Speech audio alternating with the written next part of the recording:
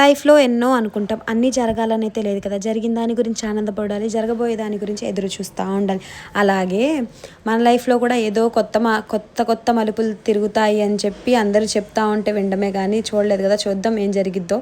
సరే, టాపిక్లోకి వెళ్ళిపోయే ముందు, పొద్దున మొత్తం వంట చేశాక మళ్ళీ పొయ్యి పరిస్థితి చూస్తే ఇలా ఉంది. ఏం చేద్దామబ్బా అని అనుకుంటున్నా. సరే, ఫస్ట్ అయితే ఇది స్టవ్ అయితే క్లీన్ చేద్దామని చెప్పి క్లీన్ చేస్తున్నా. స్టవ్ ఇంత నీట్గా క్లీన్ చేశాక మళ్ళీ నాకు వెంటనే గుర్తొచ్చిన విషయం ఏంటి అని అంటే, ధనియాల పౌడర్ ప్రిపేర్ చేయాలి. సరే, ప్రిపేర్ చేద్దాము అని చెప్పి, సరే ఇది మీకు కూడా చూపిద్దామని ఇది రికార్డ్ చేస్తున్నాను.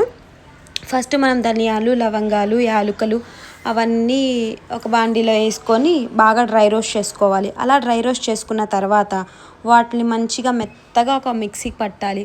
అసలు ఆ మిక్సీ పట్టాక అందులో వస్తున్న స్మెల్ అబ్బా మామూలుగా రావట్లేదు. అసలు అలా ఒక స్పూన్ ఒక కర్రీలో వేస్తే కర్రీ టేస్టే మారిపోద్దబ్బా నిజంగా. అసలు ఈ బయట కొన్న పౌడర్స్, స్పైసెస్ అవన్నీ వేస్ట్ అనిపిస్తుంది దీని ముందైతే. అసలు ఏం బాగోదు. ఇలా ఒక్కసారి ట్రై చేయండి మీరు ఇంట్లోనే. మ్యాక్సిమం చాలా వరకు అయితే అందరు ఇలానే చేసుకుంటారు. కొంతమంది వాళ్ళు చేయలేని వాళ్ళైతే చేసుకోరు కదా. సో వాళ్ళకైతే చూపిస్తున్నాను ఇలా ధనియాల పౌడర్ ప్రిపేర్ చేసి. సింపుల్ అబ్బా, ఈ బయట వాటికన్నా ఇవి బెస్ట్. అంతే ఈ వీడియో. బాయ్.